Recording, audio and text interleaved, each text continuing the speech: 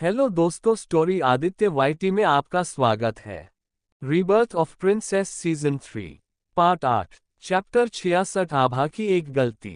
ठीक है, आपको इस तरह से मुस्कुराने की जरूरत नहीं है, ये दवा से कहीं ज्यादा भयानक है। मैंने अपनी आंखें घुमाई और एक घूंट में दवा पीने से पहले कटोरा पकड़ लिया। स्वाद कड़वा था लेकिन संभालने लायक था, मैं इसके लिए आभारी हूँ। मैंने कटोरा उस लड़की पर फेंका जिसकी आंखें चौड़ी हो गईं क्योंकि उसने कटोरा सुरक्षित रूप से पकड़ने की कोशिश की। वैद्य ने हल्की खांसी की। अच्छा तो राजकुमारी, कृपया आराम करो। नादिया कुछ घंटों बाद तुम्हें दवा देने आएगी। रुको, मैं तुम्हें किस तरह से बुलाऊं? जब वह मुड़ने वाला था तो मैंने पूछा। हाँ, मैं गिरिक सानी हूँ, शाही चिकित्सक, और वह नादिया मेरी सहायक है। राजकुमारी मुझसे पहले कभी नहीं मिली, इसलिए मुझे लगता है कि आप मुझे नहीं जानती। वह फिर से मुस्कुराया।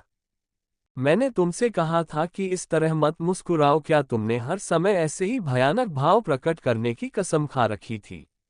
नादिया लगभग हंस पड़ी लेकिन उसने तुरंत अपना मुंह बंद कर लिया। गिरिक फिर खांसने लगा, उसका चेहरा गुलाबी रंग से रंग गया। ठीक है, मैं आपसे क्षमा चाहता हूँ राजकुमारी, उसने सिर हिलाया। हन्ना कहाँ है? मैं उसे यहाँ क्यों नहीं देख सकती? मुझे पता है उसे उसके बारे में कुछ जानकारी थी। जब से मैं जागी हूँ मैं उसका चेहरा नहीं देख पाई हूँ। राजकुमारी, वह मुझे कोई बहाना सुनना पसंद नहीं है। और जब मैं कहती हूँ कि मुझे ये पसंद नहीं है तो इसका मतलब है कि मुझे ये बात पसंद नहीं है। आप इसकी कल्पना भी नहीं कर सकते, मैंने उसके कुछ कहने से पहले ही कह दिया। गिरिक की आंखें चौड़ी हो गईं। वह कालकोठरी में है। कालकोठरी किस अपराध के लिए? मैंने भौहें सिकुड़ी। राजकुमारी, आपको उस तलवार से बचा लिया गया था है। लेकिन हन्ना आपके साथ अंदर नहीं गई, जबकि ये उसका काम है, और कुछ लोगों ने उसे आपको वहां अकेले छोड़कर भागते हुए देखा तो आपके सैनिकों ने उसे बंद करवा दिया और आपको बेहोशी का इल्जाम उन पर डाल दिया। आपकी माँ अभी शिवाय से लौटकर आई है। वो रेशम धागे की दुकान से शिवाय वापस चली गई थी। उन्हें हन्ना के बारे में नहीं पता। इन सैनिकों को इतना हक किसने दिया? मेरी मुट्ठी ने बिस्तर के कवर को कसकर जकड़ लिया। वो खुद के बारे में क्या सोचते हैं? बस अब आप जा सकते हैं। मैं अब आराम करना चाहती हूं। मैंने हाथ हिलाया और जाने से पहले उन्होंने झुककर प्रणाम किया। सैनिक, उन्होंने हन्ना को भी कालकोठरी में डाल दिया। मैंने खिड़की से बाहर देखने के लिए अपना सिर घुमाया। ये महल बाहरी सुंदरता महानता की मांग करती है, फिर भी राजकुमारी ने एक चुटकी में सब खत्म कर दिया होता। तो तुम आखिरकार जाग गई हो। मेरे पास एक सुंदर सुंदर आवाज सुनाई दी। मैंने आह भरी और कमरे में चल रहे उनके व्यक्ति को देखने के लिए मुड़ी। उसकी सुंदर उपस्थिति उसे स्वर्ग से उतरी एक सुंदर गिरी हुई सी लग रही थी। हरे रंग के कपड़े पहने हुए उसने अपनी आकर्षक नाजुक आभा बिखेरी। बड़ी बहन कैसी हो? उसने अपना मुंह ढक लिया और हल्की सी हंसी निकाली। मैंने तो लगभग कल्पना कर ली थी कि तुम उस तलवार की ठंड में मर जाओगी, लेकिन तुम्हारी किस्मत अच्छी है कि तुम अगली सुबह ही जाग गई। मुझे लगता है कि तुम्हारे इस कदम के बारे में सुनकर राज्य के लोगों राय बदल जाएगी। क्या ठहरा काम हो गया? मैं अब आराम करना चाहती हूँ। मेरे सिर में दर्द हो रहा है, इसलिए ये से बाहर निकल जाओ, मैंने बिना किसी भावना के रूखेपन से कहा। उसकी आंखें चौड़ी हो गईं। ऐसा क्यों कह रही हो? मुझे तुम्हारी चिंता थी। आखिर हम एक तरह के रिश्ते से जुड़े हैं। क्या तुम्हें पता है कि तुम्हारी कल की हरकत ने पूरे राज्य का चेहरा कैसे खराब कर दिया है? उस तलवार के बारे में सबको पता कि उसके मालिक के अलावा उसे चुने वाला मर जाएगा। तुम्हें ऐसा कदम उठाने से पहले थोड़ा सोच समझ लेना चाहिए था। तुम्हें साफ दिमाग रखने की जरूरत है। मेरी नजरें उसकी ओर मुड़ गईं। मुझे तुम्हारी कोई जरूरत नहीं है कि तुम मुझे उपदेश दो। मैंने अपने गुस्से को शांत करने की कोशिश की। अब वह मेरे धैर्य का स्वाद चख रही है। क्या वह नहीं समझती कि मैं उससे कुछ नहीं सुनना चाहती? और जैसा तुम बोल रही हो मेरी नकली बहन, मैंने तलवार को अपने हाथों में लिया और मुझे कुछ भी नहीं हुआ। इतनी असभ्य मत बनो, वह अचानक बोली। आभारी बनो कि मैं तुमसे मिलने आई हूँ। ऐसे रवैये से तुम अपने आप को क्या समझती हो? पूरा राज्य जानता है कि तुम कितनी जिद्दी हो। यही कारण था कि मेरी माँ ने बिना किसी दिक्कत के तुम्हें तुम्हारी माँ को वापस कर दिया। मेरा गुस्सा भड़क गया और इससे पहले कि वह अपनी बात खत्म कर पाती मैंने उसका गला पकड़ लिया जो मेरी हथेली में बिल्कुल फिट था। मैंने उसे पास की दीवार पर इतनी जोर से दबाया कि वह बिल्कुल भी हिल नहीं सकी। लगता है तुम्हारी माँ ने बड़ों का सम्मान करना नहीं सिखाया। मुझे इस बारे में पिताजी से बात करनी चाहिए। रानी अपना काम ठीक से नहीं कर सकती थी। अगर वह अपनी बेटी को नैतिकता नहीं सिखा सकती तो वही ये पद कैसे संभाल सकती है। मैंने अपना चेहरा उसके पास ले जाकर कहा, भूलो मत अपना देश खत्म करके तुम हमारे देश में रह रही हो, वो भी मुफ्त में, सिर्फ इसलिए क्योंकि तुम्हारे पिता मेरे पिता के अच्छे दोस्त थे और तुम्हारी माँ कृपा ने मेरी जान बचाई थी। वरना तुम मेरी माँ को जानती हो, उन्हें तुम्हें इससे भागने में एक दिन नहीं लगेगा जब मैं उन्हें बताऊंगी कि तुम ये किसी नीच हरकत करती हो। और रही तुम्हारी माँ की बात, तो मैं उनकी मेरी जान बचाने की वजह में उनकी इज्जत करती हूँ, लेकिन मेरी इज्जत करने को मेरी कमजोरी मत समझना। मैं हूँ सिर्फ 18 साल की, लेकिन मैंने मेरे देश के लिए बहुत अच्छे और इज्जतदार काम किए जिसकी वजह से मेरे देश के लोग मुझे बहुत प्यार करते हैं। एक गलती से वो सब नहीं जाएगा। मैंने अपना चेहरा उसके पास ले जाकर कहा। वह खुद को छुड़ाने के लिए संघर्ष करती हुई अपनी आंखें बड़ी कर रही थी। तुम्हें मेरी माँ के बारे में इस तरह बात करने की इजाजत कैसे मिली? मैं तुमसे बड़ी हूँ, आज मुझे तुम्हें कुछ सबक सिखाना है। मेरी प्यारी छोटी बहन सोमा। मैंने उसके जोर को पकड़ने की ताकत को समायोजित किया। उसके चेहरे का रंग बदलने लगा और वह ठीक से सांस नहीं ले पा रही थी। मैंने दांत पीसते हुए उसे छोड़ा और अपना मुंह पोंछने से पहले मेज पर रखा रुमाल पकड़ लिया। तुमने मेरा हाथ गंदा कर दिया। मुझे लगता है कि अगली बार तुम्हें अपनी बड़ी बहन से बात करना आ जाएगा। अपनी जगह मत भूलना, क्योंकि मैं आज की तरह दयालु नहीं रहूंगी। मैंने धमकी दी। वह बहुत ज्यादा हवा निगलते हुए हौंफने लगी। उसने अपनी गर्दन रगड़ी और कमरे से बाहर भागने से पहले एक भयावह नजर डाली। मेरी आंखें उसके भागते हुए शरीर को देख रही थीं जो ठंडा हो गया था। क्या वह सोचती है कि मैं उसकी वही बेवकूफ हूँ? मैं इस पूरे राज्य को दिखा दूंगी कि मैं कौन हूँ। बहन पागल, मैं बच्ची थी इसलिए मुझे नहीं पता था कि तेरी माँ की क्या चाल थी मुझे बचने के पीछे। दुनिया हमेशा के लिए बदल जाएगी। भले ही आप इसे स्वीकार न करें, लेकिन आप इसे नकार नहीं सकते। मैं वापस नहीं जाना चाहती, मैंने फुसफुसाकर कहा। उसके चेहरे पर मुस्कान तैर गई। तुम्हें करना ही होगा। मेरी आंखें अचानक खुल गईं। मेरे दिमाग में बार बार आने वाले दृश्य को देखकर मैं आहें भरने लगा। चाहे कुछ भी हो, मैं इससे भूल नहीं सकती। मैंने उस परिचित कमरे की तरफ देखा जिसमें मैं सालों से रह रही हूँ। हन्ना अभी भी कालकोठरी में है। मुझे उसे वहां से निकालने के लिए कुछ करना होगा। लेकिन कैसे? वो सैनिक उससे बाहर नहीं निकलने देंगे, और वो कृपया के सैनिक है क्योंकि वह मुझे परेशान करने की कोशिश कर रही है। गुप्त रूप से महान राजकुमारी के रूप में मेरे स्थान को छिपा रही है। अपनी बेटी को ये पद देना चाहती है। लेकिन मेरे बाद भाई है, अगर मुझे कुछ हो भी जाता है तो इन माँ बेटी को कुछ नहीं मिलेगा। इनका सच में पिताजी के सामने लाकर रहूंगी। लेकिन मैं पिता जो से इतनी करीब नहीं हूँ। माँ से हूँ क्योंकि उन्होंने ही मुझे पाला है। नौकरानियां मेरे कपड़े लेकर आईं और मेरे उठने के बाद बिस्तर लगा दिया। सुबह का समय था। आमतौर पर मेरे जागने का समय नहीं होता, लेकिन अब मैं वह बेकाबू राजकुमारी नहीं रही। मेरे उन असभ्य प्रेम प्रेरित व्यवहार को बदलना ही था। ये वह नहीं था जो मैं चाहती थी, लेकिन मेरे पास कोई और विकल्प नहीं था। राजकुमारी, क्या आपको कुछ और चाहिए? नौकरानी ने पूछा। नहीं, आप सभी वापस जा सकते हैं। मैंने अपना हाथ हिलाया। मैं शीशे के सामने बैठी अपने प्रतिबिंब को निहार रहा था। मूर्ख, पागल और अपरिपक्व चेहरा कठोर हो गया है। पूरी दुनिया ने मेरे चरित्र पर उंगली उठाए, मुझे नाम से पुकारा, मेरी पीठ पीछे हंसा मजाक उड़ाया, जबकि मैंने सबके लिए इतनी छोटी उम्र में सब कुछ किया। मैं उन चीजों के बारे में जानते हुए भी लापरवाह था। मेरे लिए जो मायने रखती थी वो थी मेरे परिवार की सुरक्षा और सबसे ज्यादा मेरी माँ की। मैं उस तलवार से सबकी रक्षा कर सकती हूँ, लेकिन 25 की होने तक मैं उसे छू नहीं सकती। मुझे यकीन है मैं ही उसकी मालिक ही, क्योंकि बाकी लोग जिन्होंने इसे छुआ सब मर गए, सिर्फ मैं बची। मैं घायल हुई क्योंकि मैं सिर्फ 18 की हुई है। अंत में मुझे अस्वीकार कर दिया गया। शक्ति, प्रतिष्ठा और सम्मान ही मैं अब अपने जीवन में चाहती हूँ। उसने इतनी जोर से थप्पड़ मारा कि मैं अपनी सारी ऊर्जा खो बैठी। मेरे अंदर गुस्सा फूट पड़ा और मैंने फूलदान उठाया और उसे आईने में फेंक दिया। 1 सेकंड में आईना टुकड़ों में बिखर गया। अब आज से मैं सबको दिखा दूंगी, मैं तुम्हें दिखाऊंगी कि मैं कौन हूं और मैं क्या कर सकती हूं। चूंकि मैं मर नहीं सकती, इसलिए मैं अपने साथ इस पूरी दुनिया को बर्बाद कर दूंगी, मैंने चिल्लाते हुए कहा। नौकर, मैंने चिल्लाकर कहा। महाराजकुमारी एक ही आवाज में कई नौकरानियां अंदर भागी। गंदगी साफ करो, मैंने आदेश दिया और कमरे से बाहर निकल गई। आज से मैं महान राजकुमारी के रूप में अपनी भूमिका निभाऊंगी। अगर मैं अतीत में अनियंत्रित थी तो मैं पहले से भी ज्यादा गंदी हो जाऊंगी। मैं उन सभी नामों को जीऊंगी जो उन्होंने मुझे दिए हैं। क्योंकि इस बार मैं एक अच्छी राजकुमारी नहीं बनना चाहती, मैं खलनायिका बनना चाहती हूँ।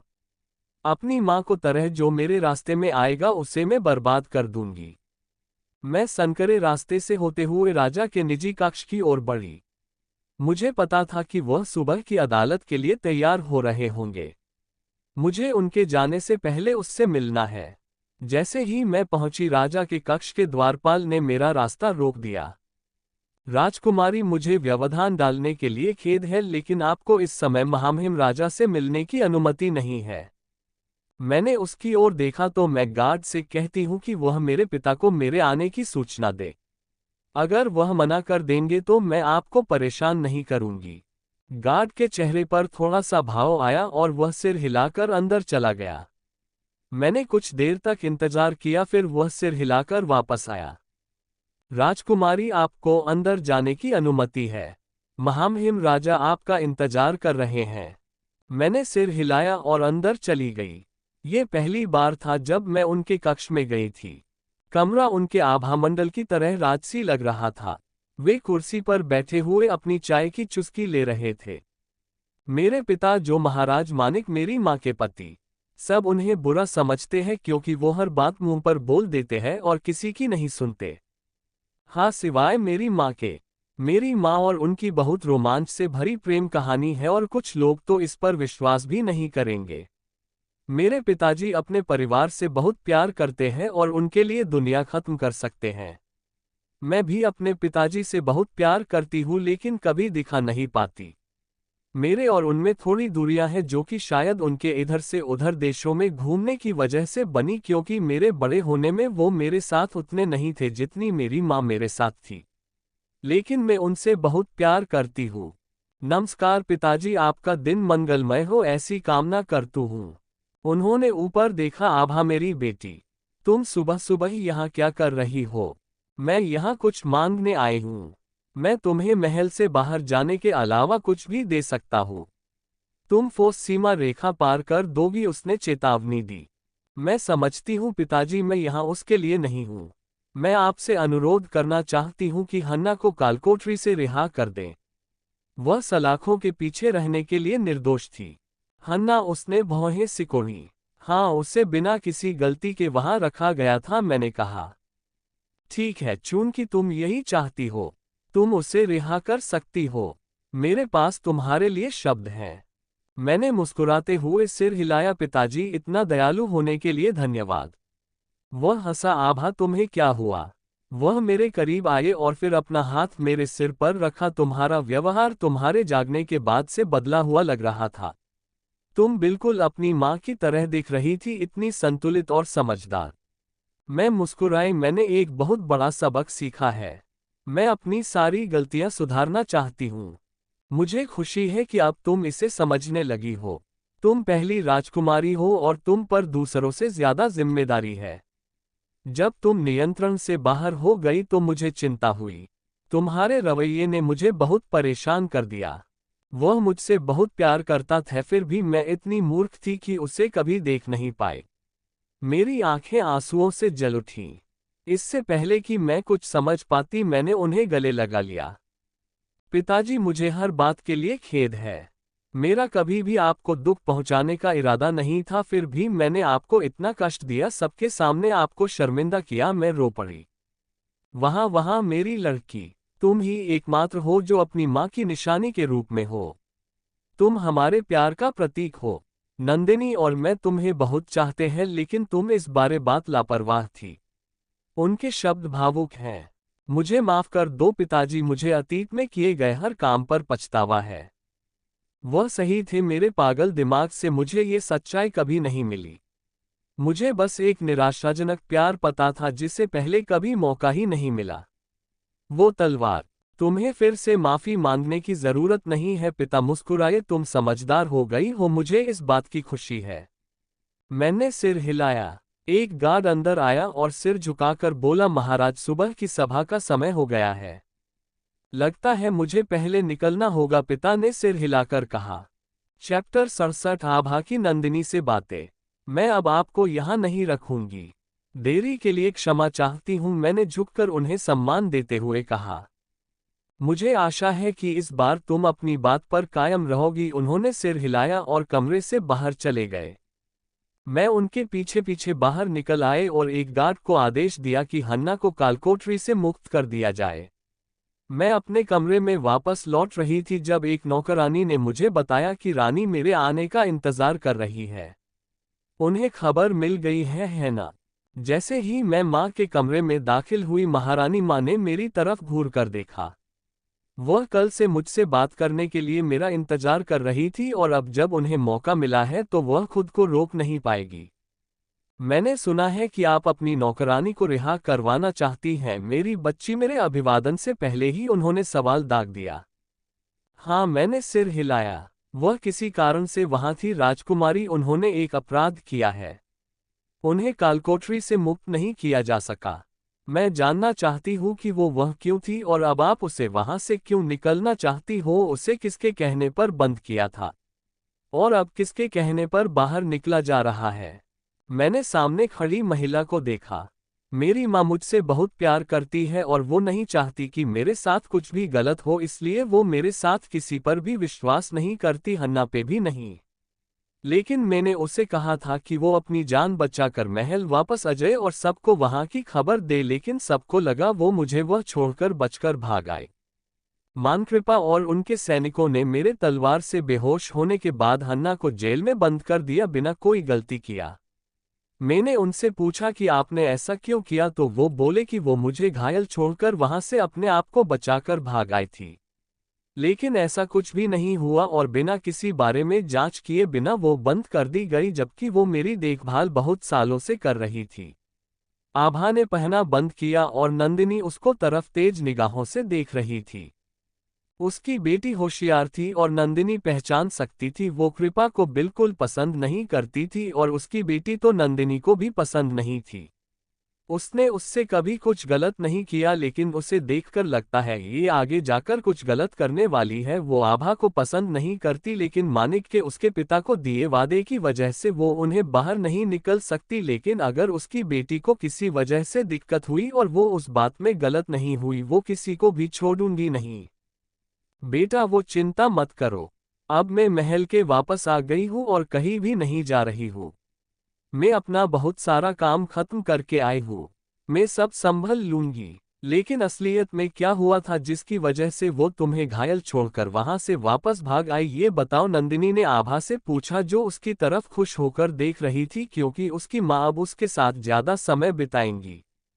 माँ, वो मुझे घायल छोड़कर नहीं आई थी। हम सब में एक लौटी वो थी जिसे लड़ना नहीं आता था। जैसे ही मैं उस जगह के अंदर घुस रही थी और मुझे तलवार को लेने जाना था, मैंने उससे कहा कि वो वापस महल भाग आए और सबको खबर देखी। पहली पहल पर कर ली है और अब सिर्फ तलवार लेना बाकी है। वो जैसी ही निकली मुझे तलवार मिल गई, लेकिन तब तक वो वहां से जा चुकी थी। बल्कि उसने मुझे वहां रुकने के लिए कहा, लेकिन मैंने इसे जबरदस्ती वहां से भी दिया। आभा में बोलना बंद किया और अपनी माँ की तरफ देखा। अच्छा ठीक है, तो अपने मेरी गैरमौजूदगी में पिता से बात नहीं की? हाँ, मैं कल उठी और आज मैंने पिताजी से उसे निकलने के लिए बात की। पिताजी ने क्या कहा? उन्होंने बोल दिया कि मैं उसे वापस निकाल सकती हूँ, लेकिन अब मैं काफी समय तक महल के बाहर नहीं जा सकती। इस बात में तुम्हारे पिता की के साथ हूँ। जाओ और हन्ना को वहां से निकलवा लो और कोई कुछ कहे तो बोल देना कि मैंने और महाराज ने आदेश दिया है। नंदिनी ने अपनी बेटी के बाल सहलाते हुए कहा। धन्यवाद माँ। मैंने सिर झुकाया और कमरे से बाहर निकल गई। चाहे कुछ भी हो जाए, कृपा कभी भी माँ के खिलाफ नहीं जाएगी क्योंकि वो उनसे डरती है। मैं अपने कमरे की ओर चली, लेकिन रास्ते में मैंने सुना कि दो नौकरानियां कोने में गपशप कर रही थीं। क्या आप जानती हैं कि प्रिंस हरीश यहाँ हैं? राजकुमार हरीश? हाँ, वह कुछ समय पहले आए थे। वह फिर यहाँ क्यों है? मुझे नहीं पता, शायद वह प्रथम राजकुमारी के स्वास्थ्य के बारे में चिंतित है। राजकुमार हरीश, अब उसे क्या चाहिए? मेरे चेहरे पर एक व्यंग्यात्मक मुस्कान उभरी। चिंता? और मैं एक लौती राजकुमारी हूँ जिसके दो भाई हैं। यह कोई और राजकुमारी नहीं है। मैं कृपा के सैनिकों के पास गई। सैनिकों में यह मेरी दासी हन्ना को जेल से बाहर निकलवाने आए हूँ। उसे बाहर निकल दिया जाए। आभा ने कहा। माफ कीजिएगा राजकुमारी, हम ऐसा नहीं कर सकत। मेरी बात पूरी नहीं हुई है। मुझे यह महारानी नंदिनी और महाराज मानिक ने भेजा है। तो मुझे फर्क नहीं पड़ता आप क्या सोचते हैं। मुझे हन्ना बाहर चाहिए क्योंकि उसने गलती नहीं की है। और आप राजा और रानी के बिना कहे किसी के भी कहने पर किसी को जेल में नहीं डाल सकते। जी राजकुमारी, हम अभी उन्हें बाहर निकलते हैं। हमें ऐसा करने के लिए देवी कृपा ने कहा था। माफ कीजिएगा। सैनिक घबराए हुए लग रहे थे। नंदिनी के नाम से कृपा के सैनिक कांप जाते थे।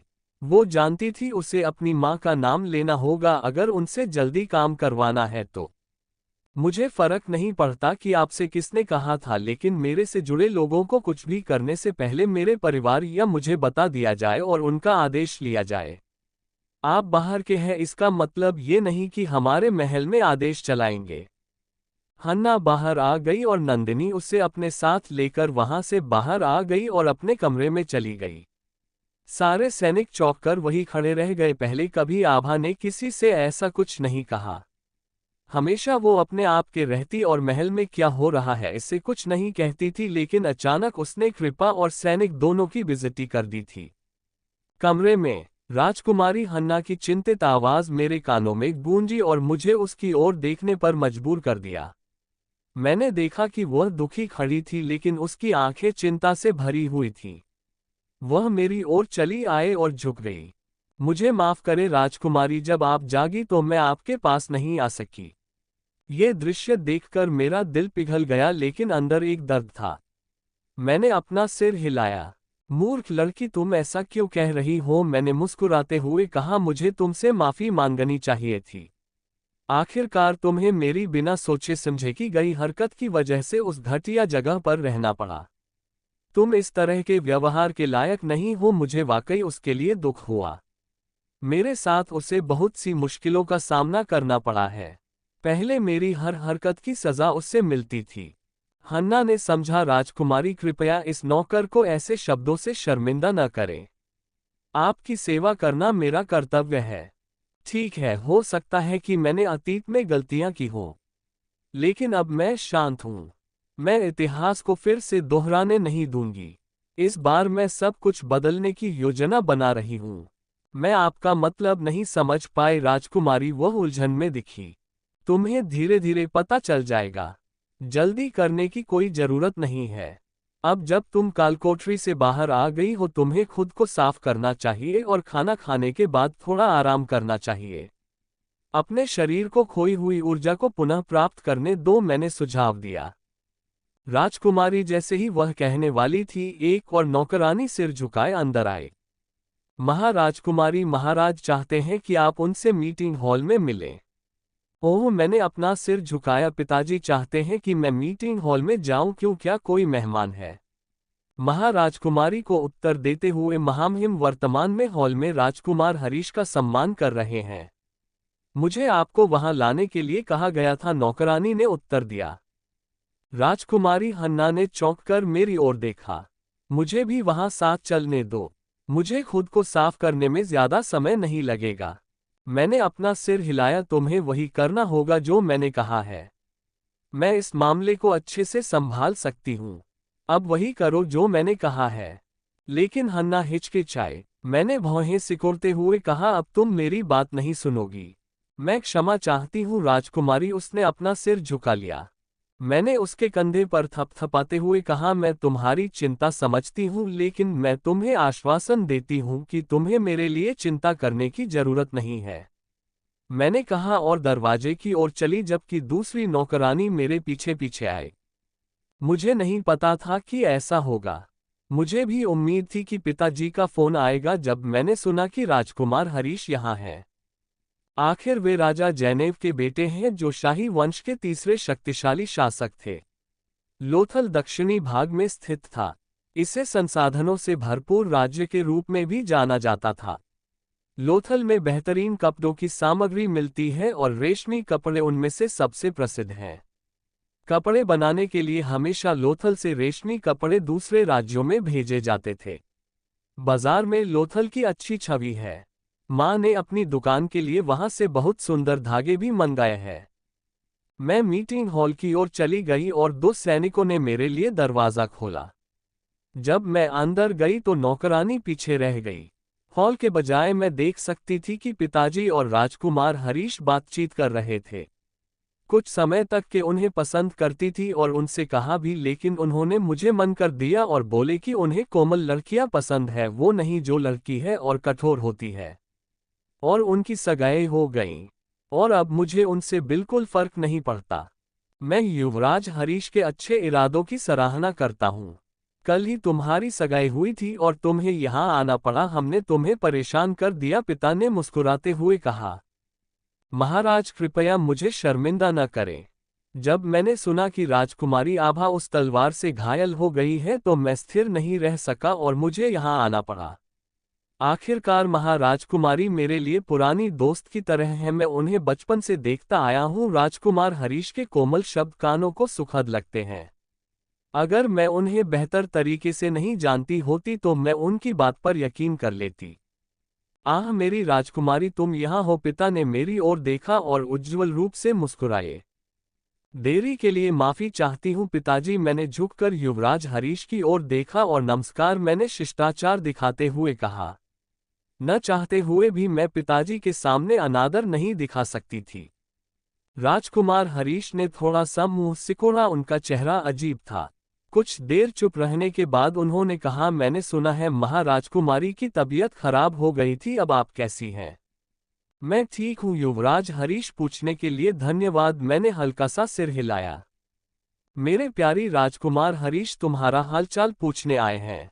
उन्हें बगीचा दिखाओ, मुझे कुछ काम देखने जाना है, मेरे पिता ने कुर्सी से उठते हुए कहा। राजकुमार हरीश भी उनके साथ खड़े हो गए। हाँ पिताजी, मैंने सिर हिलाया और वह मुस्कुराए, फिर राजकुमार हरीश को सिर हिलाया और हॉल से बाहर चले गए। युवराज यहीं से आते हैं, मैंने कहा और उन्हें बाहर बगीचे की ओर ले गई। तुम बदल गई हो, उसने चलते हुए कहा। तुम्हारा व्यवहार पहले से अलग है। काश तुम्हें पता होता। मैंने अंदर ही अंदर आह भरी। चून की चीजें नहीं बदलती, इसलिए मुझे खुद को बदलना पड़ा युवराज। यह अस्वीकार्य कुछ भी नहीं है, मैंने जवाब दिया। उस रात मुझे पता था कि तुम्हें इस तरह वापस भेजना बहुत मुश्किल होगा, लेकिन मेरे पास कोई और विकल्प भी नहीं था। राजकुमारी शैला एक जिम्मेदार महिला है, पिता चाहते हैं कि वे लोथल की अगली रानी बने, मेरी माँ भी यही चाहती है। मैंने हमेशा उनकी राय को माना है और उसका सम्मान किया है। उस रात मैंने बहुत बुरा व्यवहार किया और आपसे कुछ बातें कह दी। कुछ बातें मैं हंसना चाहती थी। उसने कहा, बस कुछ बातें, अगर वो मेरी जगह होता तो मैं पूछना चाहती कि क्या ये बस कुछ बातें हैं या नहीं। मैं चुप रही और कुछ भी नहीं बोलना चाहती थी। तुम उस रात घायल हो गई थी, मैं जानना चाहता था कि तुम ठीक हो या नहीं। मुझे खुशी है कि तुम्हें कुछ नहीं हुआ। क्या वह सोचता है कि उसके ये शब्द कहते ही मैं पिघल जाऊंगी? मैंने उसकी ओर देखा। जैसा कि आपने मुझे देखा है, मैं अच्छा कर रही हूं युवराज। क्या आप वापस जाएंगे? आखिरकार आपके आने का उद्देश्य पूरा हो गया है। मुझे ढूंढने के लिए आपकी इतनी दयालुता की मैं सराहना करती हूँ, लेकिन मैं सुझाव देना चाहती हूँ, कृपया भविष्य में ऐसा कुछ न करें। राजकुमारी शैला जब ये सुनेगी तो खुश नहीं होगी। उसने भौहें सिकुड़ते हुए कहा, तुम ऐसी क्यों हो? तुम बहुत बदल गई लगती हो। मैं मुस्कुराई, ऐसा इसलिए है क्योंकि मैंने पिछले कार्यों से एक अच्छा सबक सीखा है। मैं उलझन में थी कि मैं मेरे सामने प्रस्तुत सत्य को नहीं देख सकी और इसके प्रति लापरवाह था। लेकिन अब मुझे एहसास हुआ कि मैं कितनी गलत थी और मैं जितना हो सके सब कुछ सही करने की कोशिश कर रही हूँ। महामहिम हमेशा सही थे, आप और मैं कभी एक साथ नहीं हो सकते। मैं आपकी आभारी हूँ मुझे इसे समझने का तरीका देने के लिए। युवराज हरीश पहले तो चौंक गए। मैंने पहले कभी उनसे ऐसा कुछ नहीं कहा था। मैं हमेशा से ही उनके पीछे भागती रहती थी ताकि उनका ध्यान अपनी ओर खींच सकूं। लेकिन अब उन्हें इस तरह देखकर मुझे अजीब लगा। मैं बेवकूफ थी जो उनके प्यार में पड़ गई। उसने खुद को तेजी से संभाला और एक छोटी सी मुस्कान दी। उस रात मेरी हरकतें थोड़ी कठोर थीं, माफी मांगने के लिए मैं तुम्हारे लिए उपहार लाया हूं। मुझे उम्मीद है कि राजकुमारी मना नहीं करेगी। उसने ताली बजाई जबकि उसके कुछ आदमी उपहार बक्से लेकर आए। मैंने बक्से को देखा और फिर उसे देखा। महाराज, मैं आपसे क्षमा चाहती हूं, मैं ऐसे उपहार स्वीकार नहीं कर सकती। आपने कल रात राजकुमारी शैला से सगाई कर ली है। भले ही हम एक दूसरे को जानते हों, लेकिन यह अतीत की बात है। मैं नहीं चाहती कि दूसरे लोग इसके बारे में गपशप करें और राजकुमारी शैला इसे सुनकर खुश नहीं होंगी। मैं आप दोनों के बीच में मध्यस्थता नहीं करना चाहती, इसलिए मैं इसके लिए आपकी दयालुता की सराहना करूंगी, लेकिन उपहार स्वीकार नहीं कर सकती, मैंने उसे मना करते हुए कहा। चैप्टर 68 पहला शाही समारोह। उसने खुद को तेजी से संभाला और एक छोटी सी मुस्कान दी। उस रात मेरी हरकतें थोड़ी कठोर थीं, माफी मांगने के लिए मैं तुम्हारे लिए उपहार लाया हूं। मुझे उम्मीद है कि राजकुमारी मना नहीं करेगी। उसने ताली बजाई जबकि उसके कुछ आदमी उपहार बक्से लेकर आए। मैंने बक्से को देखा और फिर उसे देखा। युवराज, मैं आपसे क्षमा चाहती हूं, मैं ऐसे उपहार स्वीकार नहीं कर सकती। आपकी कल रात राजकुमारी शैला से सगाई कर ली है। भले ही हम एक दूसरे को जानते हों, लेकिन यह अतीत की बात है। मैं नहीं चाहती कि दूसरे लोग इसके बारे में गपशप करें और राजकुमारी शैला इसे सुनकर खुश नहीं होंगी। मैं आप दोनों के बीच में दिक्कत नहीं करना चाहता, इसलिए मैं इसके लिए आपकी दयालुता की सराहना करूंगी, लेकिन उपहार स्वीकार नहीं कर सकती, मैंने उसे मना करते हुए कहा। ईमानदारी से कहूं तो मुझे इस बारे में राजकुमारी शैला की राय की बिल्कुल भी परवाह नहीं है। मैं जो चाहती हूँ वह सिर्फ बहाना बनाना है। कौन उसका उपहार चाहता है? मेरे लिए उसके द्वारा कहे गए कठोर शब्दों का मुआवजा। उसे लगता है कि वह उपहारों के जरिए मुझे इस बारे में भुला सकता है और मैं खुशी खुशी इसमें कूद पड़ूंगी। अगर मैं खुद अतीत में होती तो मैं ऐसा करती, लेकिन अब मैं वही गलती नहीं दोहराऊंगी। उसके चेहरे पर भाव स्पष्ट नहीं थे। ऐसा लग रहा था जैसे उसे उम्मीद नहीं थी कि मैं उसके तोहफे लेने से मना कर दूंगी। जब मैंने बीच में टोका तो वह और कुछ कहना चाहता था। मुझे अब जाना होगा युवराज, कृपया जाने से पहले महारानी से मिल लें। मुझे खेद है कि मैं आपका और अधिक मनोरंजन नहीं कर सकी। मैंने उनके उत्तर का इंतजार नहीं किया और मैं मुड़ी और दूसरी दिशा की ओर चल दी। उस रात बाद में मुझे खबर मिली कि राजकुमार हरीश क्वासर से चले गए हैं। जाने से पहले उन्होंने रानी से मुलाकात की और पिता के साथ भोजन किया। एक समय था जब मैं उन्हें देखने के लिए चुपके से उनके पास जाती थी। मैंने खुद को किसी कल्पना से परे धोखा दिया है। मैंने खुद को सभी के लिए हंसी का पात्र बना लिया। उस समय मैंने कभी इस बात की परवाह नहीं की कि दूसरे क्या सोचते हैं। मेरा मन और दिल केवल राजकुमार हरीश तक ही सीमित था। मैंने गहरी सांस ली और काले आसमान की ओर देखा। मैंने अपनी आंखें बंद की और मेरे दिमाग में एक मुस्कुराता हुआ चेहरा उभर आया। वह बहुत खूबसूरत है। ये जीवन मैं कभी नहीं चाहती थी, लेकिन मुझे इसे बदलने का कोई मौका नहीं मिला।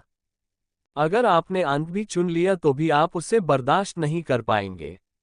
यह आपकी किस्मत नहीं है, आपको इसके साथ जीना होगा। वे शब्द मेरे कानों में स्पष्ट ध्वनि तरंग की तरह गूंज रहे हैं। मैंने उस रात कोशिश की, फिर भी मौत मुझे गले लगाने के लिए तैयार नहीं है। मुझे इस अपराध बोध और दर्द के साथ जीना होगा। माँ, मैंने उसके खूबसूरत चेहरे की कल्पना करते हुए फुसफुसाया। अपनी बेटी को जीवन के महान सबक देने के लिए धन्यवाद। तो यह क्या है? मैंने हन्ना से पूछा जो बिना पलक झपकाए मेरी ओर देख रही थी।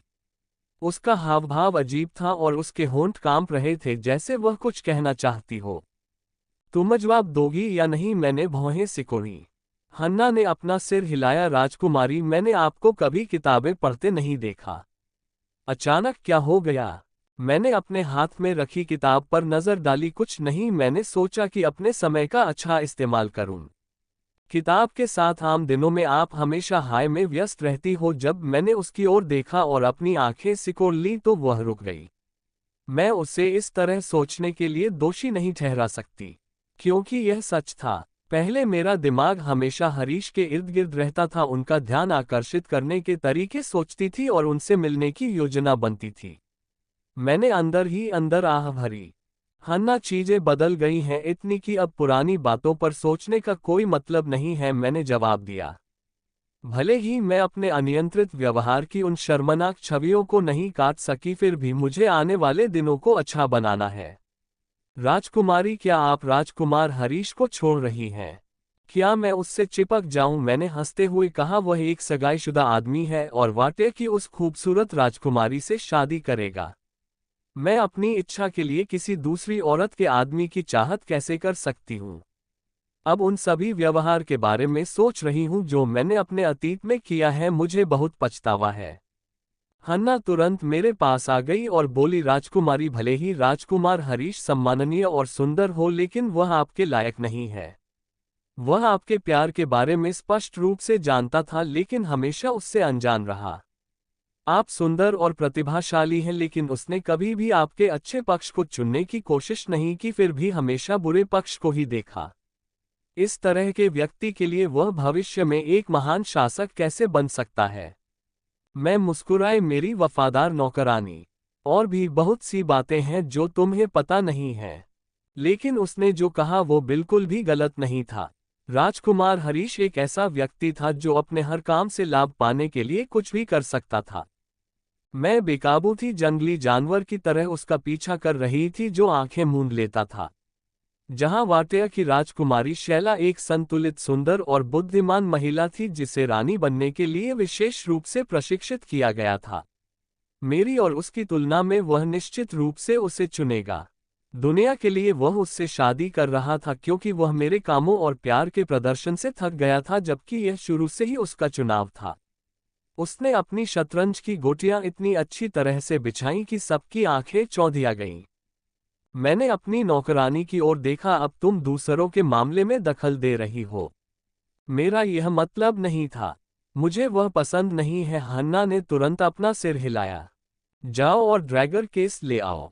Drager case? हन्ना ने चौंकते हुए कहा। राजकुमारी, क्या आप अभ्यास करना चाहती हैं? मैंने सिर हिलाकर कहा, काफी समय हो गया है ना? हाँ, आपने इसे बहुत साल पहले सीख लिया था, लेकिन उसके बाद कभी इसका अभ्यास नहीं किया। गुरु आपसे निराश होंगे। उन्हें आपको सिखाने के लिए मजबूर करने के बाद आप कभी उनसे मिलने नहीं गई। मैंने खिड़की से बाहर देखा। यह पागलपन था। जब मैंने सुना कि युवराज हरीश मजबूत महिलाओं की प्रशंसा करते हैं तो मैं कुछ चालें सीखने के लिए पागल हो गई। मैंने सोचा कि अगर मैं ऐसा करती हूं तो शायद वह मुझे पसंद करे। सब कुछ उसके लिए था और अंत में मुझे उसे ये दिखाने का मौका ही नहीं मिला कि मैंने क्या सीखा। उसने बस मुझे दूसरी महिला का हाथ पकड़कर किनारे पर रख दिया और मुझे खोई हुई महिला के बारे में शोक मनाने के लिए छोड़ दिया। लेकिन मैं अब ऐसा नहीं करने जा रही हूँ। हरीश, तुमने मुझे वो सबक सिखाया है जो मैं अपनी जिंदगी में कभी नहीं सीख सकती थी। मैंने तुम्हारा ध्यान आकर्षित करने के लिए बहुत कुछ किया, लेकिन तुम इतने क्रूर थे कि तुमने मुझे पागल की उपाधि दे दी और मेरी जगह दूसरी औरत को चुन लिया। मैं बगीचे में टहलना चाहती हूँ, मैंने चाय से उठते हुए कहा।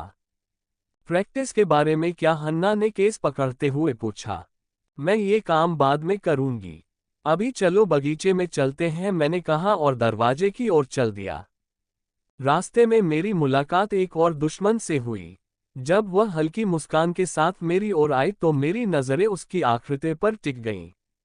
ओह बड़ी बहन, वह मुस्कुराए। मुझे नहीं पता था कि तुम भी यहाँ आओगी। वह हंसिका है, कृपा की दूसरी बेटी और मेरे पिता के कहने के हिसाब से मुंह बोली बहन। अपनी बड़ी बहन की तरह वह भी घमंडी और घमंडी है।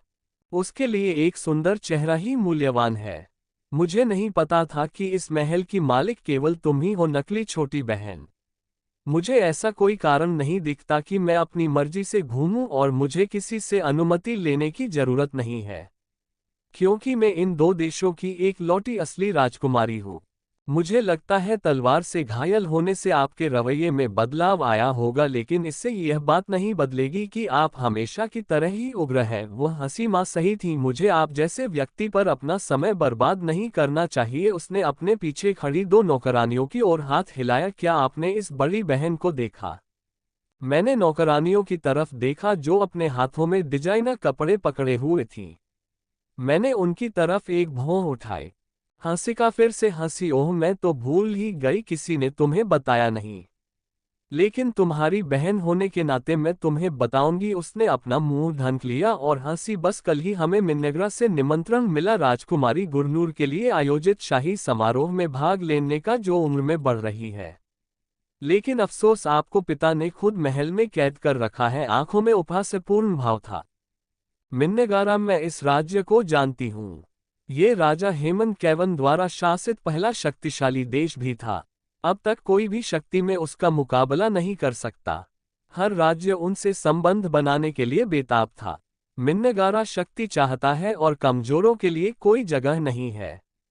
और मुझे समारोह में कोई दिलचस्पी नहीं है। मैं इस समारोह में शामिल होने के बजाय ड्रैगर का अभ्यास करना पसंद करूंगी। चिंता मत करो बड़ी बहन, मैं वापस आने के बाद तुम्हें हॉल के बारे में बताऊंगी। मैं तुम्हें निराश नहीं करूंगी। हंसिका ने मजाक उड़ाया। आखिरकार पिताजी तुम्हें साथ लाने में संकोच कर रहे होंगे क्योंकि तुम्हारी प्रतिष्ठा बहुत बड़ी है। अगर तुमने दिखावा करना बंद कर दिया है तो मुझे दूसरे काम करने हैं। अब अगर तुम मुझे जाने दो, मैंने शांति से कहा और फिर उसकी नजरों को अनदेखा करते हुए उसके पास से चला गई। पहले मैं ये सोचकर समारोह के लिए मन बना लेती थी कि राजकुमार हरीश भी शामिल होंगे, लेकिन अब ये सब मेरे लिए कोई मायने नहीं रखता। मैं पहले से ही महल में रहने के लिए शांत हूँ। राजकुमारी, वह वास्तव में बहुत घमंडी है। वह स्पष्ट रूप से आपकी कैद के बारे में जानती है, फिर भी वह खुलेआम आपका मजाक उड़ाने आई है। हन्ना ने मेरे पीछे से कहा। क्या किया जा सकता है जब लोग अपने मन और दिल पर नियंत्रण नहीं रख सकते? आपको उसके बारे में सोचने की जरूरत नहीं है, मैंने कहा जब हम गलियारे को पार कर बगीचे की ओर बढ़े। जैसे ही हम बगीचे के गेट में प्रवेश करने वाले थे, एक नौकरानी हमें खोजने आए। महाराजकुमारी, उसने सिर झुकाया। क्या बात है, मैंने उससे पूछा। महाराजकुमारी, महामहिम बैठक कक्ष में आपका ध्यान आकर्षित करना चाहते हैं। पिताजी, अब? हाँ महाराजकुमारी, उसने अपना सिर हिलाया। बहुत अच्छा, आगे बढ़ो, मैंने सिर हिलाया। इस तरफ से राजकुमारी, उसने मुझे रास्ता दिखाते हुए कहा। मैं चुपचाप बैठक कक्ष की ओर चल पड़ी। जब हम वहां पहुंचे तो उसने सिर झुकाया और चुपचाप चली गई। गार्डों ने दरवाजा खोला और मैं अंदर गई। पिताजी, आप मुझसे मिलना चाहते थे? मैंने पूछा। तुम यहाँ हो? उन्होंने मुस्कुराते हुए मुझे बैठने का इशारा किया।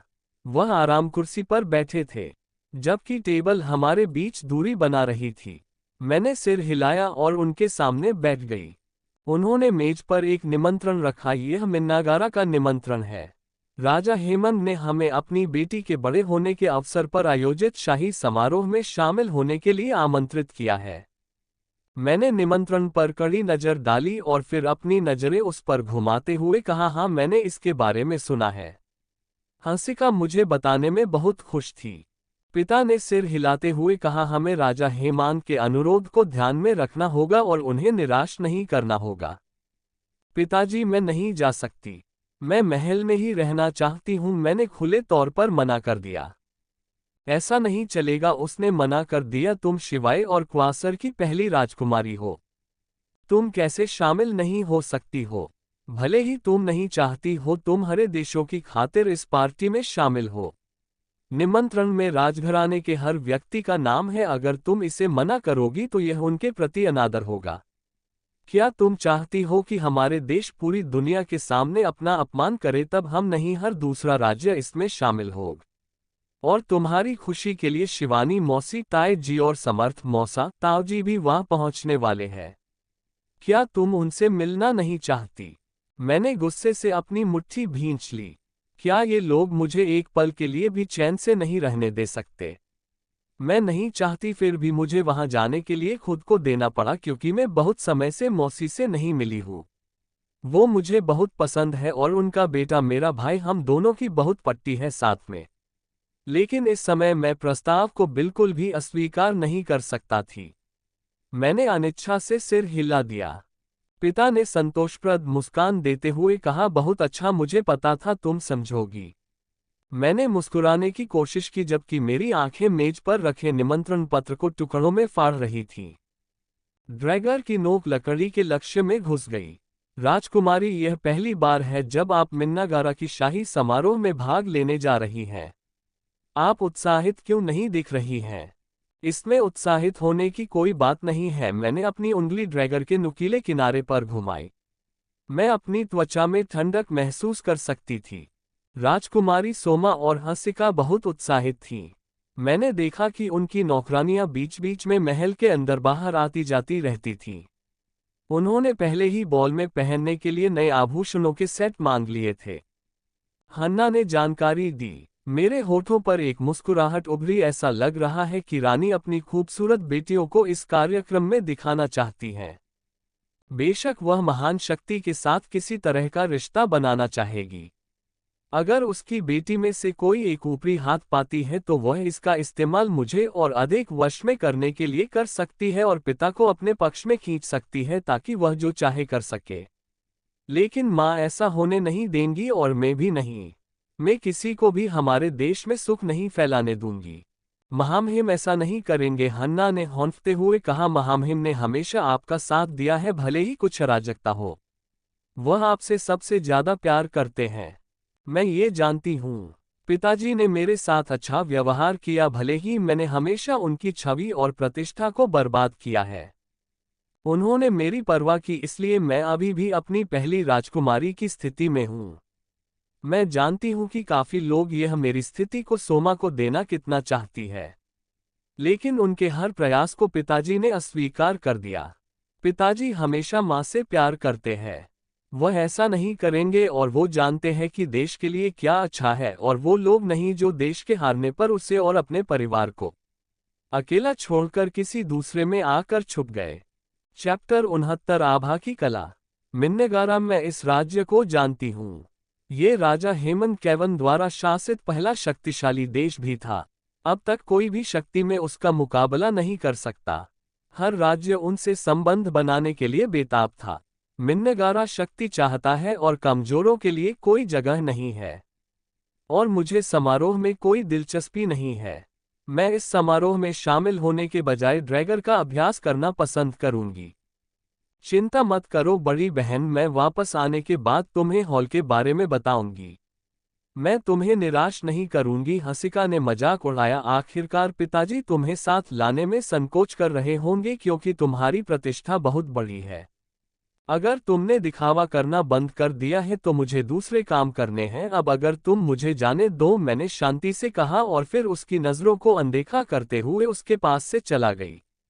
पहले मैं ये सोचकर समारोह के लिए मन बना लेती थी कि राजकुमार हरीश भी शामिल होंगे, लेकिन अब ये सब मेरे लिए कोई मायने नहीं रखता। मैं पहले से ही महल में रहने के लिए शांत हूँ। राजकुमारी, वह वास्तव में बहुत घमंडी है। वह स्पष्ट रूप से आपकी कैद के बारे में जानती है, फिर भी वह खुलेआम आपका मजाक उड़ाने आई है, हन्ना ने मेरे पीछे से कहा। क्या किया जा सकता है जब लोग अपने मन और दिल पर नियंत्रण नहीं रख सकते? आपको उसके बारे में सोचने की जरूरत नहीं है, मैंने कहा जब हम गलियारे को पार कर बगीचे की ओर बढ़े। जैसे ही हम बगीचे के गेट में प्रवेश करने वाले थे, एक नौकरानी हमें खोजने आए। महाराजकुमारी, उसने सिर झुकाया। क्या बात है, मैंने उससे पूछा। महाराजकुमारी, महामहिम बैठक कक्ष में आपका ध्यान आकर्षित करना चाहते हैं। पिताजी, अब? हाँ महाराजकुमारी, उसने अपना सिर हिलाया। बहुत अच्छा, आगे बढ़ो, मैंने सिर हिलाया। इस तरफ से राजकुमारी, उसने मुझे रास्ता दिखाते हुए कहा। मैं चुपचाप बैठक कक्ष की ओर चल पड़ी। जब हम वहां पहुंचे तो उसने सिर झुकाया और चुपचाप चली गई। गार्डों ने दरवाजा खोला और मैं अंदर गई। पिताजी, आप मुझसे मिलना चाहते थे? मैंने पूछा। तुम यहाँ हो। उन्होंने मुस्कुराते हुए मुझे बैठने का इशारा किया। वह आराम कुर्सी पर बैठे थे, जबकि टेबल हमारे बीच दूरी बना रही थी। मैंने सिर हिलाया और उनके सामने बैठ गई। उन्होंने मेज पर एक निमंत्रण रखा। यह मिन्नागारा का निमंत्रण है। राजा हेमंत ने हमें अपनी बेटी के बड़े होने के अवसर पर आयोजित शाही समारोह में शामिल होने के लिए आमंत्रित किया है। मैंने निमंत्रण पर कड़ी नजर डाली और फिर अपनी नजरें उस पर घुमाते हुए कहा, हाँ, मैंने इसके बारे में सुना है। हंसिका मुझे बताने में बहुत खुश थी।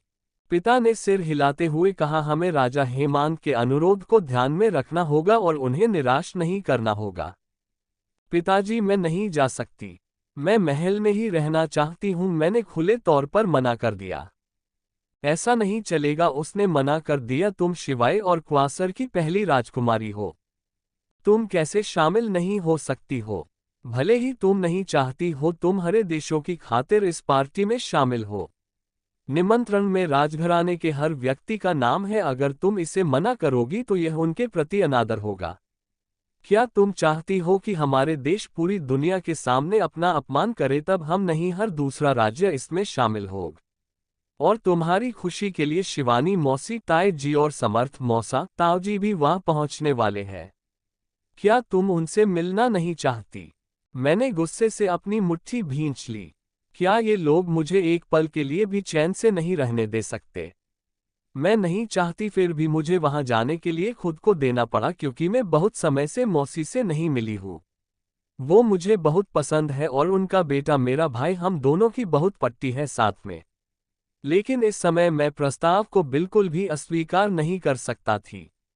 मैंने अनिच्छा से सिर हिला दिया। पिता ने संतोषप्रद मुस्कान देते हुए कहा, बहुत अच्छा, मुझे पता था तुम समझोगी। मैंने मुस्कुराने की कोशिश की, जबकि मेरी आंखें मेज पर रखे निमंत्रण पत्र को टुकड़ों में फाड़ रही थीं। ड्रैगर की नोक लकड़ी के लक्ष्य में घुस गई। राजकुमारी, यह पहली बार है जब आप मिन्नागारा की शाही समारोह में भाग लेने जा रही हैं। आप उत्साहित क्यों नहीं दिख रही हैं? इसमें उत्साहित होने की कोई बात नहीं है। मैंने अपनी उंगली ड्रैगर के नुकीले किनारे पर घुमाई। मैं अपनी त्वचा में ठंडक महसूस कर सकती थी।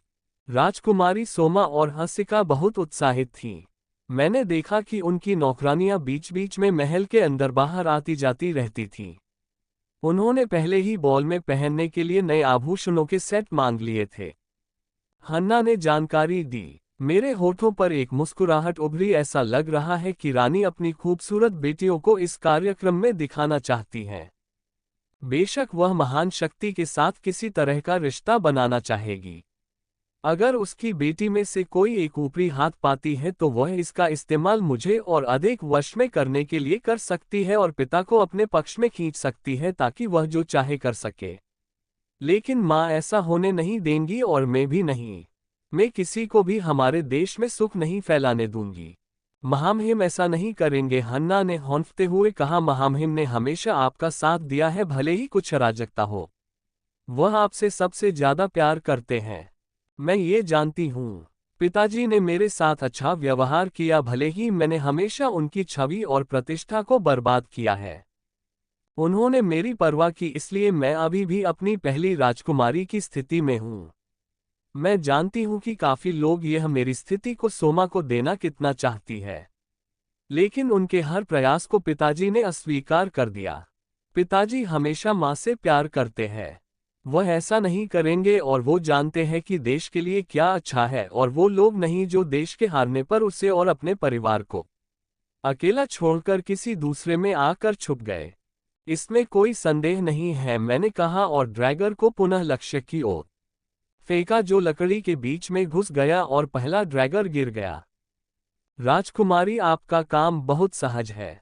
आपने इस क्षेत्र में महारत हासिल कर ली है। हन्ना मुस्कुराए। मैं 2 साल से ड्रैगर तकनीक का अभ्यास कर रही हूँ। मैं राजकुमार हरीश का ध्यान आकर्षित करने के लिए उन्हें ये हुनर दिखाना चाहती थी, लेकिन कौन जानता था कि यह कभी इसके लायक नहीं था। मैंने वह हुनर सीखा जो एक राजकुमारी को कभी नहीं सीखना चाहिए था। वह सब उस पागल प्रशंसा के लिए था। मैंने अपना सिर हिलाया, लेकिन मुझे खुशी है कि मैंने ऐसा किया। आखिरकार मेरे पास पकड़ने के लिए कुछ तो था। मैं अब अपने पिछले रूप की तरह नहीं रह सकती थी। और बदलाव करने के लिए मुझे निश्चित रूप से पकड़ने के लिए कुछ चाहिए। राजकुमारी स्वामी ये देखकर खुश होंगे कि अब तुम ड्रैगर का कितनी आसानी से इस्तेमाल कर सकती हो। हो सकता है कि आपके बारे में जानकर महाराज चौंक जाएं। आपने अभी तक ऐसे हुनर सीखे हैं जो आपने कभी किसी को नहीं दिखाए, यहाँ तक कि महाराज को भी नहीं। कोई बात नहीं, मेरी योग्यता दिखाने लायक नहीं है। पिताजी को पता चलेगा कि मैंने गुप्त रूप से क्या सीखा है तो वे बेहोश हो जाएंगे। आखिर कौन राजकुमारी संगीत और अन्य नाजुक पाठ्यक्रमों में महारत हासिल करने के बजाय ऐसी चीजें सीखना चाहेगी? लेकिन आप तो उन संगीत वाद्ययंत्रों को बजाना और गाना भी जानती हो। आप तो कविता लिखना भी जानती हो, फिर भी दूसरी और तीसरी राजकुमारी हमेशा आपको परेशान करने का कोई न कोई तरीका ढूंढ ही लेती है, उसने गुस्से से कहा। मैं मुस्कुराई क्योंकि मैं खुद को सुधारने की बजाय उसका पीछा करने में अधिक व्यस्त थी। अब आप क्या करने जा रही हो? हन्ना ने ड्रैगर केस को पकड़ते हुए पूछा। उसने फेंके गए सभी ड्रैगर को याद किया और उसे वापस केस में रख दिया। आज के लिए इतना ही काफी है। मुझे लगता है मुझे भी अपने लिए कुछ ड्रेस चुन लेनी चाहिए। आखिरकार मैं समारोह में अपनी इज्जत नहीं गंवा सकती। राजकुमारी, क्या आप चाहती हैं कि मैं आपके लिए कुछ नए पारंपरिक कपड़े बनाने का आदेश दूं? कोई जरूरत नहीं, मैंने मुस्कुराते हुए कहा, मेरे दिमाग में कुछ और है। मुझे दूसरों के चुने हुए डिजाइन की जरूरत नहीं है। चलो चलते हैं, मैंने गुप्त प्रशिक्षण स्थल से बाहर निकलते हुए कहा। यह स्थान बगीचे के पीछे छिपा हुआ था। 2 विलो पेड़ों ने चट्टान को ढांक दिया था जिसने गुप्त मार्ग को भी ढांक दिया था। मुझे ये जगह तब मिली जब मैं छोटा था। मैं यहाँ आती थी और माँ के बारे में सोचकर रोती थी। बड़े होने के बाद मैंने इस जगह को अपना गुप्त स्थान बना लिया। बाद में यह मेरे लिए गुप्त प्रशिक्षण क्षेत्र में बदल गया। मेरे और हन्ना के अलावा कोई भी इस जगह के अस्तित्व को नहीं जानता। जब हम बगीचे से गुजर रहे थे तो मैंने एक फुसफुसाहट की आवाज सुनी। मैंने बचने के लिए अपना शरीर आगे बढ़ाया और उस चीज को अपनी दिशा में खींच लिया। राजकुमारी, क्या आप ठीक हो? हन्ना चौंक कर उछल पड़ी। मेरी ओर देखते ही उसकी आंखें चौड़ी हो गईं। मैंने अपने हाथ में तीर देखकर भौहें सिकोड़ लीं। मेरे लक्ष्य को किसने रोका? वहां से एक आरोप लगाने वाली आवाज आई। मैंने ऊपर देखा तो शिवाय के युवा राजकुमार और रानी के सबसे छोटे बेटे यानी मेरे भाई धानुक को देखा। वह 15 साल का था और घमंड से भरा हुआ था। उसके पीछे उसकी उम्र के आसपास के कुछ पुरुष थे। वे उसके दोस्त लग रहे थे। रोका, मैंने भौहें उठाई। क्या तीरंदाजी का अभ्यास करने का यही तरीका है? धानुक ने भौहें सिकोड़ी। यह अभ्यास का मैदान है। बेशक मैं तीरंदाजी का अभ्यास कर सकता हूं। इसके अलावा तुम तीरंदाजी के बारे में कुछ भी नहीं जानती। तुम कौन होती हो मुझे ये बताने वाली? उसके पीछे बैठे उसके दोस्त हंस पड़े। ये छोटा लड़का अपनी बड़ी बहन का सम्मान करना नहीं जानता, फिर भी वह दूसरों के सामने मेरा अपमान करता है। उसमें कुछ हिम्मत है। अतीत में मैंने कभी उस पर ध्यान नहीं दिया क्योंकि मैंने कभी उसका सामना कुछ मौकों के अलावा ज्यादा नहीं किया। छोटे राजकुमार, तुम्हें अपनी सीमा और बात करने का तरीका पता होना चाहिए। अपने बड़ों का अनादर करना तुमने अपने राजगुरुओं से सीखा है। उसने मुस्कुराते हुए कहा। यह वही कहता है जो अपनी बेकाबू हरकतों के लिए मशहूर है। इस बार उसके दोस्त हंस पड़े। जब तुम्हारी प्रतिष्ठा पहले ही बर्बाद हो चुकी है तो तुम्हें मुझे कुछ भी सिखाने का कोई अधिकार नहीं है। तुम्हारी हिम्मत कैसे हुई? हन्ना चिल्लाई। क्या तुम महान राजकुमारी से इस तरह बात करते हो? धानुक ने हंसते हुए कहा। महाराज कुमारी, ये तो मजाक जैसा लग रहा है। तुम? हन्ना चिल्लाने ही वाली थी कि मैंने उससे रोकने के लिए अपना हाथ उठाया। मैं उसके करीब गई। लगता है छोटे राजकुमार की सेवा के लिए उचित शिक्षक नहीं मिल पाए। अपनी बहन के लिए ऐसे शब्दों का प्रयोग करना, बाहरी लोगों के सामने छवि खराब करना कुछ ऐसा है जो पिताजी को अधिक पसंद आएगा। पिताजी को वास्तव में तुम्हारे व्यवहार का पता होना चाहिए। मुझे उम्मीद है कि वे निश्चित रूप से आपके साथ दर्शकों को देखेंगे। धानुक के चेहरे पर अचानक से भाव बदल गए। पिता शब्द सुनते ही उसकी आंखों में भय का भाव आ गया। उसने मेरी ओर बड़ी बड़ी आंखों से देखा। क्या तुम डर गए हो? मैंने हंसते हुए अपने हाथ में पकड़ा हुआ तीर उठाया और उसकी नोक उसके चेहरे की ओर करके कहा, क्या ये वही तीर है जिसके बारे में तुम बात कर रहे हो? उसने तीर की ओर देखा। तुमने इसे कैसे पकड़ लिया? वह हैरान था। मुझे कहना ही होगा छोटे राजकुमार, तीर फेंकने की तुम्हारी शक्ति संतोषजनक नहीं थी। देखो, यह मेरे हाथ में आ गया। क्या तुम्हें नहीं लगता कि तुम्हें पूर्णता प्राप्त करने के लिए और अधिक अभ्यास की आवश्यकता है? मैंने मजाक किया। ये सच नहीं है। उसने अपना सिर हिलाया। तुम उड़ते हुए तीर को ऐसे कैसे पकड़ सकती हो? मैं फिर हंसी। मैंने तुमसे कहा था तुम्हारी शक्ति पर्याप्त नहीं थी, जिसके कारण तुम्हारा बाण मेरे हाथों में आ गया। तुम जैसे राजकुमार के लिए जो कुछ दूरी तक बाण भी नहीं फेंक सकता था, क्या तुम इसे पर्याप्त विश्वसनीय मान सकते हो? क्या ये दिखाना बहुत शर्मनाक नहीं था? अगर पिताजी खराब प्रदर्शन के बारे में सुनेंगे तो वे खुश नहीं होंगे। दूसरों का मजाक उड़ाने से पहले आपको खुद को देखना चाहिए। अगर आप इसी तरह बने रहे तो शायद भविष्य में आप सिर्फ राजकुमार बनकर रह जाएंगे। ऐसी बात कहना बहुत कठोर था, लेकिन इस छोटे से बच्चे को ये जानना चाहिए कि वह किससे निपट रहा है। अगर उसे लगता है कि वह मुझ पर हावी हो सकता है क्योंकि वो आगे जाकर शिवाय का राजा बनेगा, तो मैं देखना चाहूंगी कि क्या उसके पास ऐसी क्षमताएं हैं। अभी उसका हाव-भाव काफी मजेदार था और उसके दोस्त अब और मुस्कुरा नहीं पा रहे थे। मैंने तीर की सतह को देखा और महसूस किया कि यह चिकनी बनावट है। चूंकि तुम लक्ष्य पर निशाना लगाने में असमर्थ हो, तो चलो मैं तुम्हें दिखाती हूं कि कैसे। जैसे ही मैंने अपनी बात समाप्त की, मैंने अपना हाथ आगे बढ़ाया और तीर को हमसे थोड़ी दूर रखे लक्ष्य की ओर फेंका। फुसफुसाहट के साथ तीर गुस्से में उड़ गया और लक्ष्य पर जा लगा। मैंने पीछे से चीखने की आवाज सुनी। अपने हाथ झाड़ते हुए और उसकी ओर मुड़ी तो पाया कि वह उस जगह को देखकर स्तब्ध था जहां तीर अटका था। देखो, तुम्हें खुद में कितना सुधार करने की जरूरत है। अगली बार जब तुम अपने दोस्तों के साथ अपनी शक्ति बढ़ाने के लिए बाहर जाओगे तो आज की तरह शिवाय के नाम को शर्मिंदा मत करना। दूसरे लोग तुम पर हंसेंगे। मैंने उसे वहीं छोड़कर पीछे मुड़ने से पहले मजाक किया। मैं दूसरों की चौकस निगाहों के बारे में बेपरवाह हो सकती हूँ। अब मैं कुछ समय के लिए खुद को रोक नहीं पा रही हूँ। राजकुमारी राजकुमार धानुक पूरी तरह से सदमे में है। ऐसा लग रहा था कि उसे अपनी आंखों पर विश्वास नहीं हो रहा है। उस छोटे से बदमाश को सबक सीखने की जरूरत है। आज के बाद मैं देखूंगी कि उसमें मेरा मजाक उड़ाने की हिम्मत है या नहीं, चाहे वह अकेले में हो या सबके सामने। मैंने मुस्कुराते हुए कहा, मैं वास्तव में आपकी ताकत की प्रशंसा करती हूँ राजकुमारी। आपने कभी इसका प्रदर्शन नहीं किया। मैं उसकी बात सुनकर मुस्कुराई। अब मैं खुद की प्रशंसा करती हूँ। मैंने कभी खुद को सबसे ऊपर नहीं रखा, लेकिन आज से ये केवल मैं ही रहूंगी। चलो जल्दी करो, हमें यात्रा की तैयारी करनी है, मैंने महल में प्रवेश करते हुए कहा। अब एक समारोह है जो मुझे परेशान कर रहा है, लेकिन मुझे नहीं पता था कि यह समारोह पिछली समारोह से अलग होगी जहां आगे और भी रोमांचक रोमांच इंतजार कर रहे हैं। क्या आप छोटे राजकुमार के भाव की कल्पना कर सकते हैं? चैप्टर 70 युवराज की शर्त। सोमापाव, कृपा की बड़ी बेटी। मैंने शीशे में देखा। मेरी गर्दन पर लगी चोट गायब हो रही है और यह सब वैद्य द्वारा बताए गए मरहम के प्रति आभार है।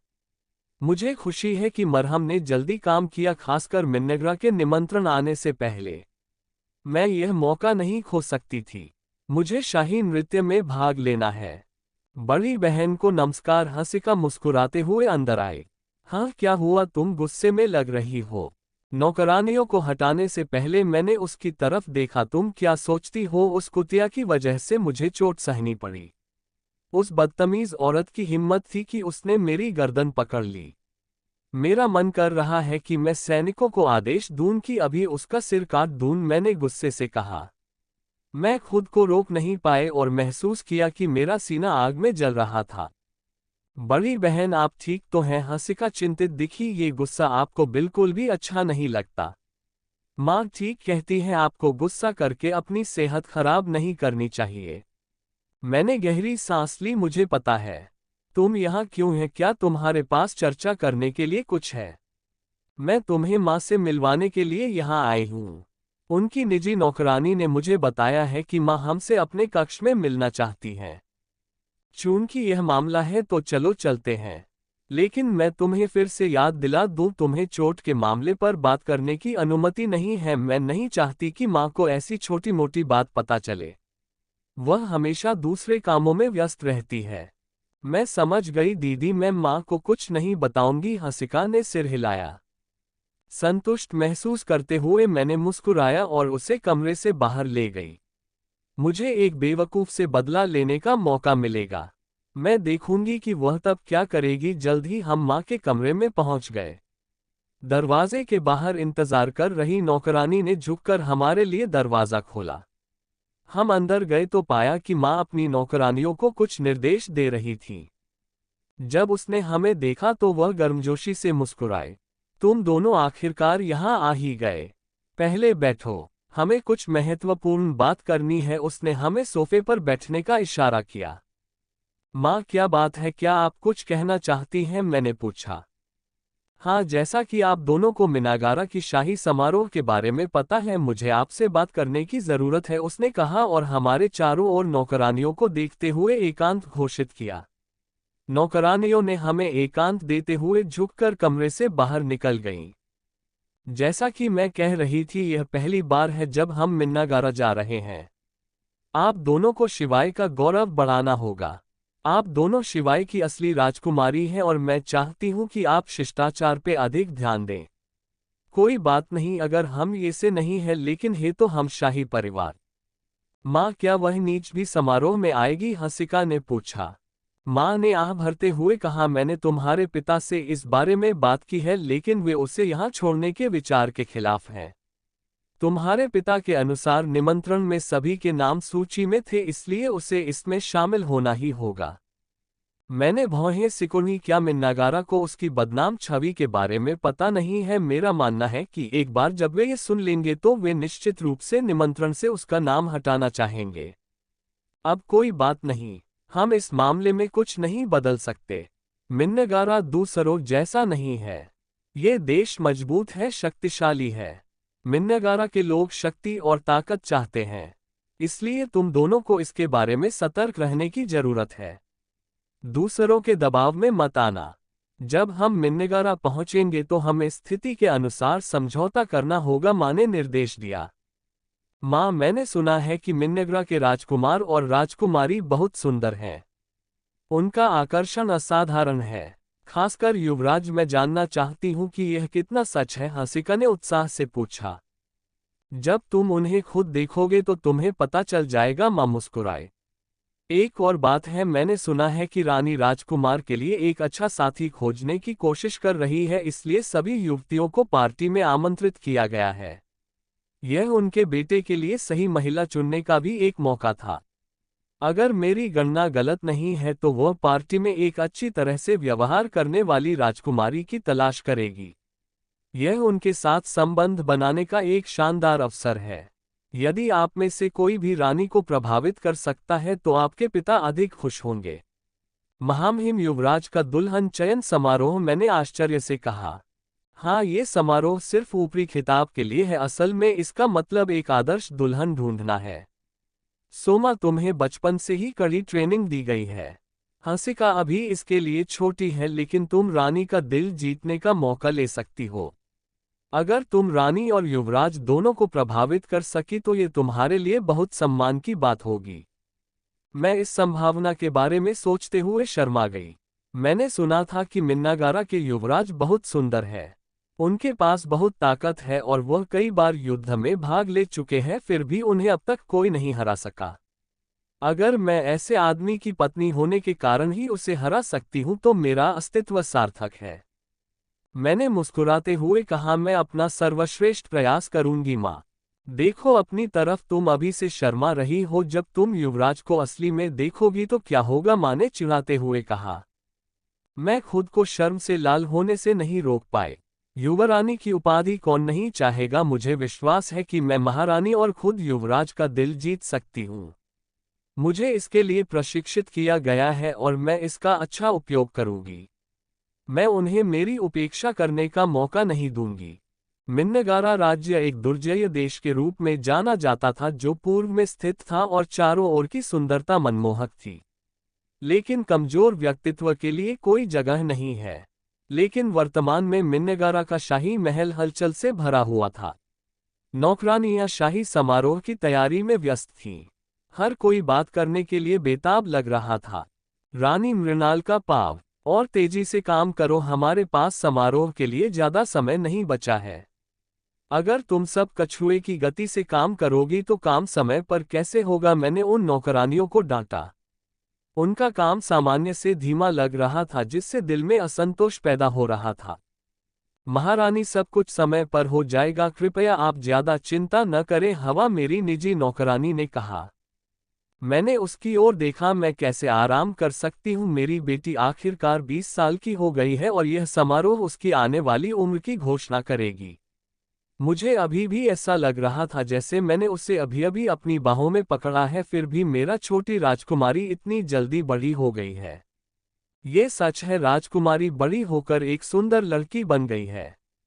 राजकुमार रुशिल पहले से ही उसकी कड़ी निगरानी कर रहा है, किसी भी आदमी को उसके पास नहीं आने दे रहा है। हवा मुस्कुराए। मैंने सिर हिलाया। वह बच्चा छोड़ो, अभी उसकी बात का कोई मतलब नहीं है। अहम बात है उस मजबूत इरादों वाले आदमी की। 28 साल का हो चुका है, फिर भी शादी का कोई इरादा नहीं है। लेकिन मैं भी उसकी माँ हूं, मैं उसे उसकी मर्जी नहीं करने दूंगी। जल्दी ही उसका राज्याभिषेक होने वाला है और मैं चाहती हूं कि उससे पहले उसकी सगाई हो जाए।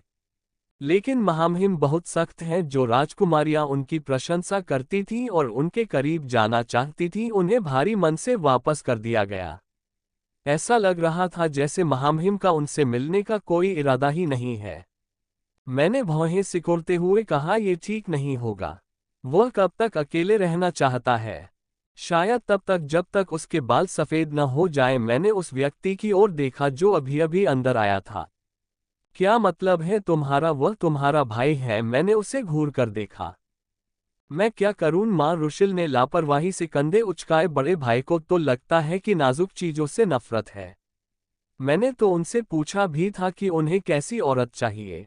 जानते हो उन्होंने क्या जवाब दिया? उसने आह भरते हुए कहा, उन्होंने कहा था कि मैं उसी से शादी करूंगा जो मेरा खून निकाल सके।